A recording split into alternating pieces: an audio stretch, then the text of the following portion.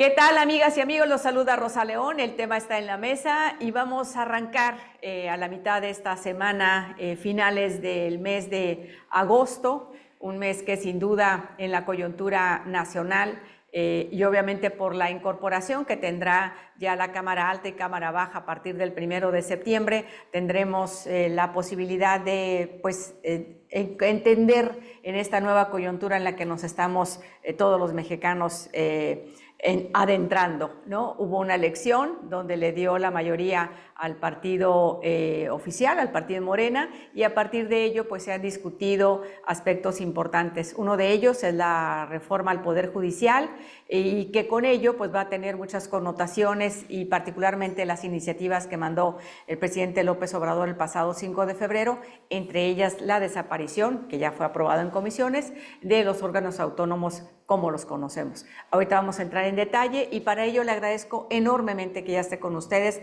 Ildefonso Guajardo, quien además de haber sido exsecretario de Economía de nuestro país, ex legislador también y obviamente un conocedor en la materia. Ildefonso, quiero agradecerte nuevamente que nos acompañes en el programa. Bienvenido.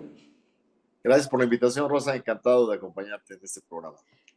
Pues vamos entrando en materia. El tema de la reforma judicial ha tenido muchas lecturas y sobre todo quiero particularizar en el posicionamiento que ha hecho el gobierno de Estados Unidos a través de su embajador Ken Salazar, y dicho de paso, pues también pedirte tu opinión sobre esta connotación que le ha dado el presidente López Obrador al poner pausa en una relación eminentemente coyuntural para nuestro país. Entonces, entremos, si te parece, con esta primera lectura y tu opinión al respecto.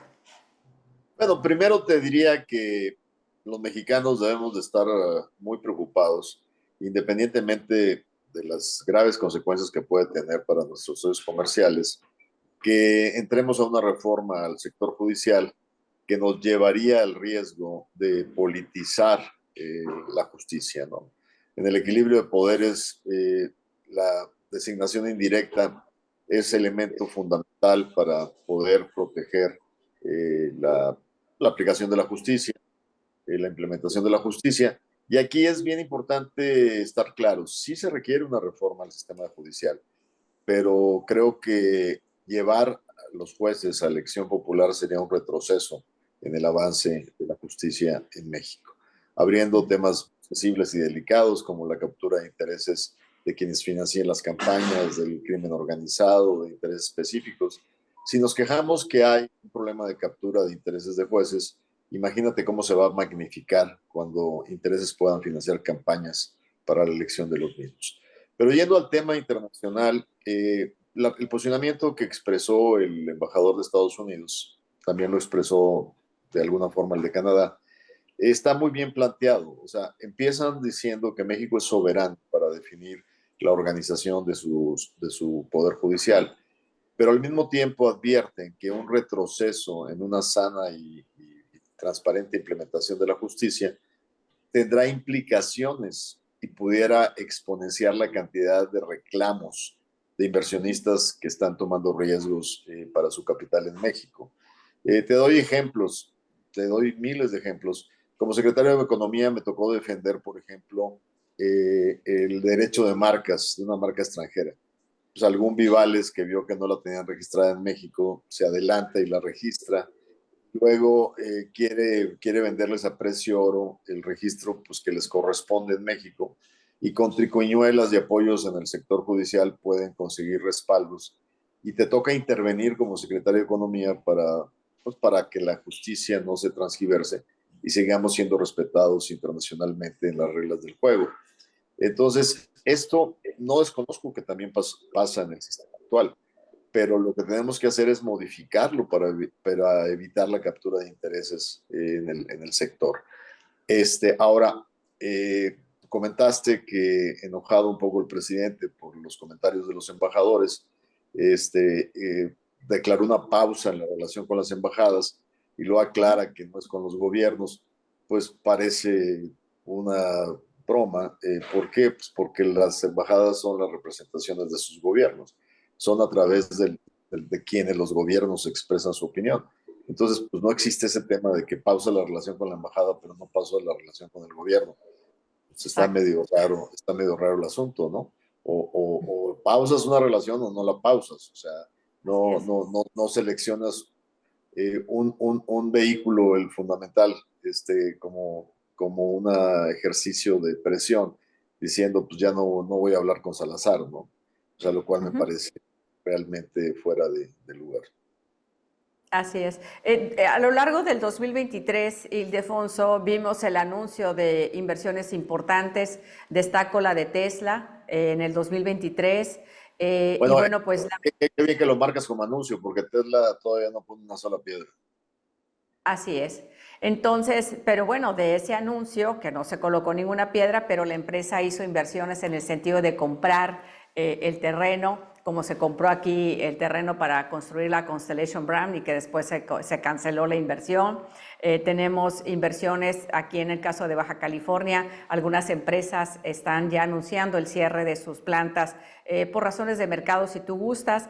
Pero bueno, me quiero detener en la parte de la certidumbre. Cuando te tocó a ti el día, si mal no recuerdo, tu último día de gestión, un 30, fue la firma de la renegociación del TEMEC el 30 de noviembre del 2018. Si nos fuéramos en la línea del tiempo, Ildefonso, 2018 entra el presidente, se va llevando su periodo y la relación comercial, vemos cómo el tratado a lo largo de la historia ha beneficiado a la economía de quienes la integran. Sin embargo, pues estamos ahorita en una coyuntura donde por el mismo tratado y lo que integran sus artículos de que necesita tener un poder judicial autónomo y de tener órganos autónomos y que nos vemos en la coyuntura donde el 2026 se va a hacer una revisión.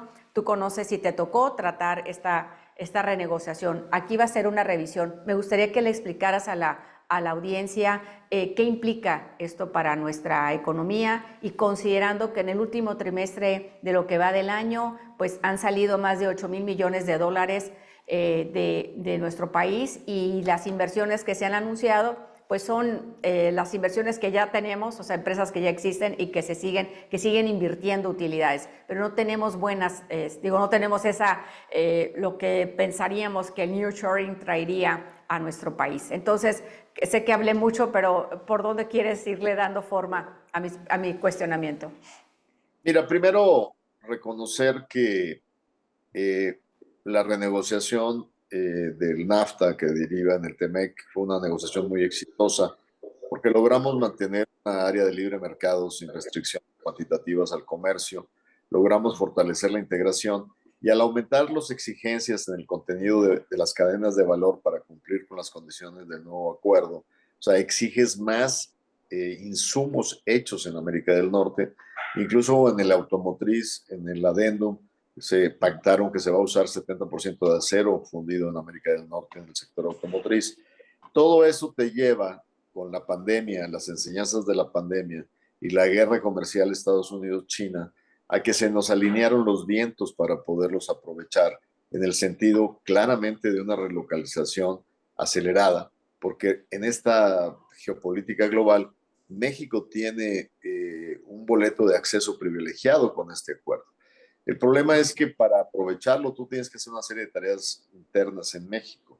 Tienes que mejorar la seguridad física de las personas, del transporte, de las mercancías.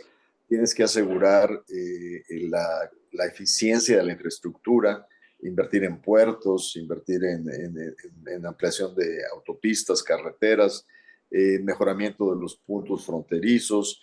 Entonces hay una serie de elementos, la generación de electricidad competitiva, limpia y accesible, pero el problema es que si no avanzas en esos retos, pues no vas a aprovechar el viento favorable que generaste con un nuevo tratado y que generaste con las condiciones que aprendimos de la pandemia y la posición privilegiada en este conflicto Estados Unidos-China. Entonces, Así. todo esto nos lleva a reflexionar que sí, claro que lo estamos viendo. Tú estás viendo la actividad inmobiliaria de los parques industriales, se están moviendo mucho en Monterrey. Acaban de anunciar Volvo una nueva planta para producir tractocamiones. Ha habido inversiones importantes en Coahuila, en partes de la cadena de valor automotriz que no estaban instalados en México. Y bien lo señalas, la información de inversión extranjera fundamentalmente está planteando reinversiones de plantas ya establecidas más que lo que le llamamos greenfields o nuevas inversiones, pero sí hay también esa tendencia de nuevas inversiones. ¿Por qué? Porque pues, sobre todo por la presión de mudarte a América del Norte para cumplir con los acuerdos, los requisitos del tratado. Ahora, tú mencionabas salida de capitales, nada más aquí hagamos una diferencia. Lo que es la inversión en tuercas y tornillos y lo que es el capital financiero que Así se es. invierte en deuda pública mexicana. Entonces, pues hemos sido un país que ha ofrecido tasas diferenciales muy altas y eso nos ha vuelto atractivos en el mercado de papel gubernamental pues entre los países en vías de desarrollo. Pero lamentablemente, claramente, hay una serie de factores de incertidumbre pues, que ya viste cómo están afectando el tipo de declaraciones sobre lo que va a pasar con el sector judicial, el retiro de la transparencia en la autonomía, la parte de autonomía de los órganos autónomos, los órganos de Estado. Inclusive esos sí son violaciones directas. Por ejemplo, el retroceso en materia de competencia económica, el regresarlo a formar parte del Ejecutivo, pues es una violación al acuerdo. El acuerdo es muy específico sobre el nivel de competitividad que debes de forzar en la economía. Así es. Ahí están marcados en el artículo, creo que es 18 y 21, ¿no? Así es. Yes. Entonces, Entonces, ahí sí tenemos un tema sobre posibles violaciones. así es. Y bueno, ¿qué Ahora, dirían en el argot? perdón, porque tú culminaste con el tema de la revisión y no hemos Sí, platicado sobre la revisión. La revisión está, originalmente acuérdate que Trump y su negociador salieron con la vacilada de que querían una muerte súbita cada 5 años del acuerdo, que le sí. llamaban sunset. Nosotros dijimos, pues es imposible, ¿no? Un acuerdo que tiene muerte súbita y que solo con la autorización de los ejecutivos se relanza, pues va a tener un efecto terrible en las expectativas de los inversionistas. Aceptando que una de las debilidades del acuerdo inicial es que no habíamos hecho nuestro trabajo de mantenerlo revisado y mantenerlo al día. Se descuidó la actualización del tratado original. Entonces, para evitar ese defecto en el nuevo tratado, aceptamos una cláusula de revisión. Muy claro, revisión o renegociación, hacia la Así cual es. irás con diferentes planteamientos. Yo siempre digo, vas a llegar con 2 maletines, en un maletín vas a tener todo aquello donde las industrias que se han integrado, petroquímica en los 3 países, otras industrias, pueden llegar a acuerdos para hacer esta integración más eficiente y puedes generar consensos de los 3 países de apoyar en ese sentido. Y habrá otro portafolio que traerá las controversias. A lo mejor a Estados Unidos no le gustó haber perdido el panel automotriz y va a querer cambiar la letra del tratado para imponer su voluntad. A lo mejor México va a ir con su necedad de materia de maíz y va a llevar otros temas a la negociación que no tengan consenso. ¿Qué es lo que te dice la cláusula de revisión? Bueno, en donde no haya consenso tienes que activar grupo de trabajo para llegar a ese consenso y mientras no llegues a un acuerdo no hay un relanzamiento, pero tienes 10 años después del 24 para llegar a ese relanzamiento. En cuanto llegues a un acuerdo de que los 3 líderes están dispuestos a relanzar, el relanzamiento es en un horizonte de 16 años. Entonces vuelves a un horizonte de 16 con una revisión a 6 y vuelve a darse el proceso. ¿Cuál es mi teoría? Mi teoría es que ninguno de los 3 países va a perder este tratado por un tema en particular. O sea, eventualmente nos pondremos de acuerdo en automotriz, nos pondremos de acuerdo en maíz, nos pondremos de acuerdo en energía, pero el verdadero tema que va a estar en debate en el 24 es la presencia de la inversión china en México y el papel que juega China como socio comercial de México. Ahí sí debemos ir muy bien preparados porque es una línea muy fina que tienes que caminar. Tienes que entender que al ser socios estratégicos de América del Norte, tenemos que alinear nuestras políticas de seguridad nacional, donde no puedes aceptar inversión china en sectores sensibles, como la red 5G, como el tema de rayos X para mercancías en frontera no puede ser de origen chino. Entonces, tienes muchos temas que debes de solidarizarte con el objetivo de seguridad de América del Norte. Pero por otra parte, tampoco puedes aceptar que Estados Unidos te imponga la, la, la, el nivel tarifario que vas a usar para importación. De Así China es.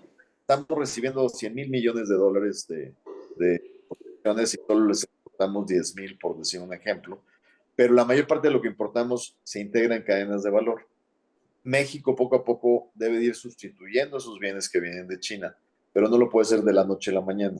Y tampoco lo puedes hacer poniéndole grandes aranceles porque entonces encareces la producción de valor en México. Así Entonces, es. ese va a ser un área muy delicada donde si bien tenemos que ser empáticos con Estados Unidos, tampoco podemos eliminar la relación que tenemos con China en este terreno.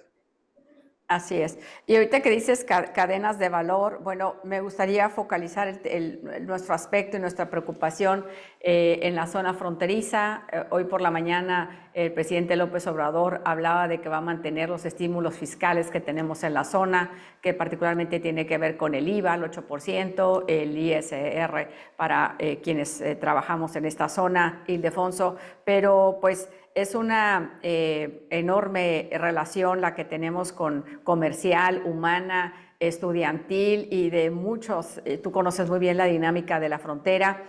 Mencionabas tú recientemente que se han invertido 0 pesos en carreteras binacionales, que lamentablemente se quitó el programa de capacitación que se tenía con el CONACYT. Y bueno, pues este programa de Jóvenes Construyendo el Futuro, pues lamentablemente no dio los resultados que se tenía que dar. El tema de la inflación, tenemos ahorita una inflación de las más altas aquí en la frontera, además del 5.7%. La canasta básica, también has hecho mención sobre el costo que que ha tenido ello. Las cosas positivas, pues fue el incremento del salario mínimo, sin embargo, pues con la inflación también se viene mermando. Entonces, ¿qué futuro nos depara para la frontera, que finalmente dependemos eminentemente de nuestras exportaciones e importaciones, Ildefonso? Bueno, si hay un lugar en México que se ha favorecido de la inversión, es la frontera, porque con el deterioro de seguridad que se ha dado hacia el interior del país, cada kilómetro que le agregas a la logística de una empresa, aumentas el riesgo y el costo de seguridad de su actividad. Por eso la mayor parte de las inversiones se están anunciando, por lo general, en la zona fronteriza. O sea, lo más que llegan es a Saltillo, anuncios. ¿Por qué? Porque eso les disminuye su riesgo. Entonces ahí hay un posicionamiento automáticamente favorable para la zona fronteriza. Por otra parte, bueno, la inflación no ha cedido como se esperaba. El Banco de México, sin unanimidad, tomó una decisión de recorte de tasas que no sabemos si va a ayudarnos a controlar la inflación. Y bueno, tenemos que tener mucho cuidado en el manejo de la política monetaria en ese sentido. Hasta ahora uno de los baluartes que hemos tenido la independencia del Banco Central, y ojalá y el Banco Central no se equivoque en su manejo de tasas de interés para poder ayudar a frenar la espiral inflacionaria. Eso claramente tiene impacto. No sé si viste hoy en la mañana un estudio de la UNAM donde habla de que ha habido un 300% de incremento de las medicinas más utilizadas para enfermedades crónicas, como el tema de diabetes, dializaciones, medicinas básicas para circulación, alta presión. Y lo que dicen, bueno, pues donde están utilizando los adultos mayores el dinero que reciben del gobierno, pues es en comprar medicinas que antes les proveía la seguridad social y que ahora no se las provee. Entonces, pues realmente les das dinero en una bolsa y se los quitas en la otra, ¿no? Lamentablemente. Pero bueno, es una situación que claramente tenemos que cuidar, sobre todo con haber ejercido en el último año, un año electoral, un gasto muy superior, con una déficit pues realmente muy diferente al que se había ejecutado en los primeros 5 años. Entonces sí hay un riesgo de presiones inflacionarias, sí hay una debilidad en las tasas de crecimiento del sector industrial, sí hay un efecto de incertidumbre sobre la ruta que tomará la administración de la doctora Sheinbaum y sobre todo también el resultado de la elección de noviembre. Así es. Oye, no quiero dejar de destacar también otra preocupación, que es el déficit público, 3 veces mayor que el 2018. Este margen también será menor para la próxima administración, sobre todo aunado o sumado a la gran cantidad de programas que van a requerir pues que gracias a los impuestos que pagamos todos los mexicanos, estos recursos pueden llegar a estos programas sociales. ¿Qué ingrediente le agregarías al tema del déficit? Bueno, yo creo que el déficit junto con muchos otros temas, estamos pues el mes más peligroso de la transición, que es el último mes del presidente López Obrador, con mayorías que parecen ser calificadas en el Congreso y en donde estamos en el riesgo más alto que podemos haber experimentado en 6 años. Lamentablemente, las decisiones que se han tomado le han reducido el margen de maniobra a la próxima presidenta, le están calentando la relación con los Estados Unidos, le están generando una situación de finanzas públicas con fragilidad, le están Claro. dejando un tema, digamos, realmente preocupante en cuanto al futuro del régimen democrático, y sobre todo el efecto que eso tiene en la opinión internacional y en la atractividad de México como país destino de inversiones. Entonces, la verdad es que si yo estuviera en los zapatos de la doctora Sheinbaum, estuviera rogando porque ya se quedara septiembre, ¿no? Así es, sin duda.